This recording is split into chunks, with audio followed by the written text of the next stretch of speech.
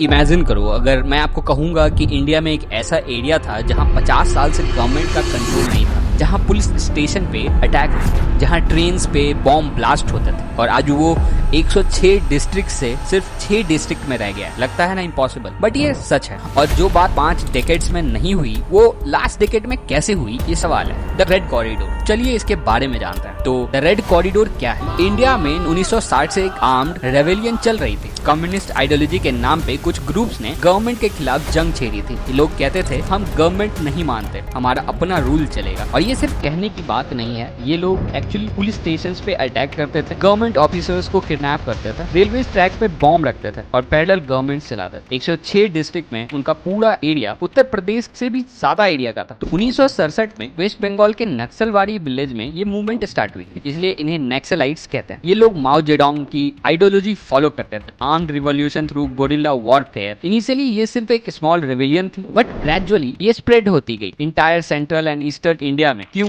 Simple reason, poor tribal areas थे, government ने इसे नेग्लेक्ट किया था, एक्सप्लॉयटेशन था, माइनिंग कंपनीज का, डेवलपमेंट नहीं होता था। सो लोकल पीपल को लगा ये रेवेलियन उनके लिए फाइट कर रहे हैं, बट प्रॉब्लम ये थी कि ये फाइट वायलेंट होती गई। अब स्टैटिस्टिक देखो, 2000 से 2024 तक 11,000 से भी ज्यादा लोग मारे गए। सिविलियंस, सिक्योरिटी फोर्सेस, रेबल्स, सब मिला के बिलियंस का इकोनॉमिक लॉस हुआ, डेवलपमेंट रुक गई उन एरियाज में। ये एक जेन्युइन प्रॉब्लम थी जो डेकेड से चली आ रही, बट 2014 के बाद सडनली नंबर्स चेंज होने लगे। पर कैसे? 2014 के बाद अप्रोच कंप्लीटली चेंज हुई। पहले क्या होता था? रिएक्टिव अप्रोच, नक्सल्स अटैक करते थे, फोर्स रिस्पॉन्ड करते थे, कैट और माउस का गेम चलता रहता था। बट न्यू स्ट्रेटेजी क्या थी? प्रोएक्टिव। नंबर्स देखो, ट्रांसफॉर्मेशन के बाद वायलेंट इंसिडेंट 1080 इन 2014 से 374 इन 2024। सिक्योरिटी फोर्स के डेथ देखो, 287 इन 2014 से 19 इन 2024 तक। अफेक्टेड डिस्ट्रिक्ट पहले 106 से अब 6 तक आ गए। बट ये नंबर्स अचीव कैसे हुआ? हमने स्ट्रेटेजी लगाई। पहली स्ट्रेटेजी,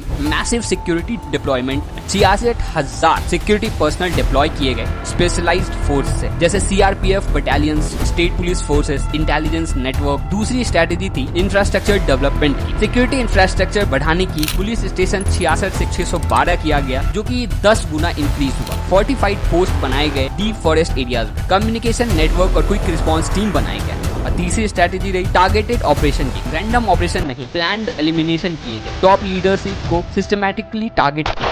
इंटेलिजेंस बेस्ड ऑपरेशन से सेफ हेवन्स डिस्ट्रॉय किए। और रिजल्ट क्या था? 2014 से अब तक 2089 नक्सलाइट एलिमिनेट हो चुके हैं। बट सिर्फ मिलिट्री एक्शन से ये सक्सेस अचीव नहीं हुई। रियल विनिंग फॉर्मूला था सिक्योरिटी प्लस डेवलपमेंट अप्रोच। देखो क्या किया। पहले कैरेट अप्रोच अपनाया गया, सरेंडर पॉलिसी लॉन्च की, जो 2024 में 928 नक्सलाइट सरेंडर हुए। 2025 में ऑलरेडी 718 सरेंडर हुए। रिहेबिलिटेशन पैकेज दिए गए, जॉब्स और ट्रेनिंग प्रोवाइड की गई। और बाद में स्टिक अप्रोच अपनाई गई। जो सरेंडर नहीं किए उनके लिए zero tolerance policy. Continuous operation से no safe area left. Leadership hunt किया सिस्टमैटिकली। डेवलपमेंट अप्रोच अपनाया गया। रियल गेम चेंजर था ये। रोड्स बनाए गए रिमोट एरियाज में, स्कूल्स और हॉस्पिटल खुले, एम्प्लॉयमेंट अपॉर्चुनिटीज क्रिएट किए गए, ट्राइबल वेलफेयर स्कीम लॉन्च किए गए। इससे एडमिनिस्ट्रेशन को फायदा मिला। लोकल सपोर्ट नक्सल से हट गई, गवर्नमेंट सर्विस पहुंचाई गई, इकोनॉमिक अपॉर्चुनिटीज आए। ये क्लासिकल काउंटर इंसर्जेंसी स्ट्रेटेजी है। Win hearts and minds. When people get the job, education, health care, तो उन्हें लगता है गवर्नमेंट उनके लिए काम कर रही है। और आज क्या सिचुएशन है? Only 6 district remains as most affected, जैसे छत्तीसगढ़ में बीजापुर, कांकेर, नारायणपुर, सुकमा। झारखंड में वेस्ट सिंगवन, महाराष्ट्र में गढ़चिरौली। 106 से 6, that's a 94% reduction in 1 decade. Chhattisgarh जो पहले एपी सेंटर था, उसमें 47% वायलेंस रिडक्शन देखा गया। बट बिगेस्ट अचीवमेंट क्या था? Leadership elimination.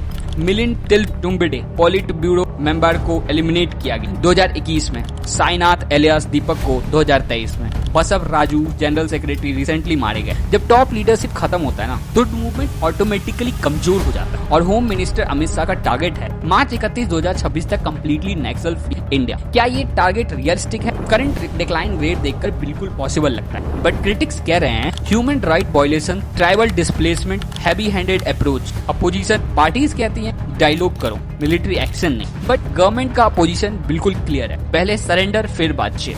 दोनों साइड के वैलिड पॉइंट्स हैं, but result speak for themselves. ये सक्सेस स्टोरी सिर्फ सिक्योरिटी के बारे में नहीं है, इसका इकोनॉमिक इम्पैक्ट भी है। माइनिंग ऑपरेशन सेफली शुरू किया गया, इंफ्रास्ट्रक्चर प्रोजेक्ट्स कंप्लीट हुई, टूरिज्म पोटेंशियल अनलॉक हुई, लोकल एम्प्लॉयमेंट बढ़ी, गवर्नेंस बेहतर हुई, रूल्स ऑफ लॉ एस्टैब्लिश हुआ, डेमोक्रेटिक इंस्टीट्यूशन रिमोट एरियाज तक पहुंचे, गवर्नमेंट सर्विसेज की डिलीवरी इंप्रूव हुई, नेशनल सिक्योरिटी इंप्रूव हुआ। जो रिसोर्सेज रेड कॉरिडोर में थे अब उसे चाइना बॉर्डर पे यूज कर सकते हैं, पाकिस्तान बॉर्डर सिक्योरिटी इंप्रूव कर सकते हैं, मैरीटाइम सिक्योरिटी मजबूत कर सकते हैं। इससे सोशल ट्रांसफॉर्मेशन हुआ, जो ट्राइबल कम्युनिटीज को मेन स्ट्रीम डेवलपमेंट मिला। तो बात यह है कि 50 सालों की प्रॉब्लम 10 सालों में सॉल्व हो सकती है अगर क्लियर स्ट्रैटेजी, पॉलिटिकल विल और पर्याप्त रिसोर्स हो। सिस्टमैटिक अप्रोच से कोई भी इंटरनल चैलेंज हैंडल किया जा सकता है। लाइक करो अगर ये एनालिसिस हेल्पफुल लगा, सब्सक्राइब करो for more such deep drive content और कमेंट में बताओ कि आपको क्या लगता है ये स्ट्रैटेजी इफेक्टिव थी या नहीं। नेक्स्ट वीडियो में मिलते हैं, तब तक क्यूरियस इंडियन को सब्सक्राइब करो, लाइक एंड शेयर करें। फिर मिलते हैं, जय हिंद।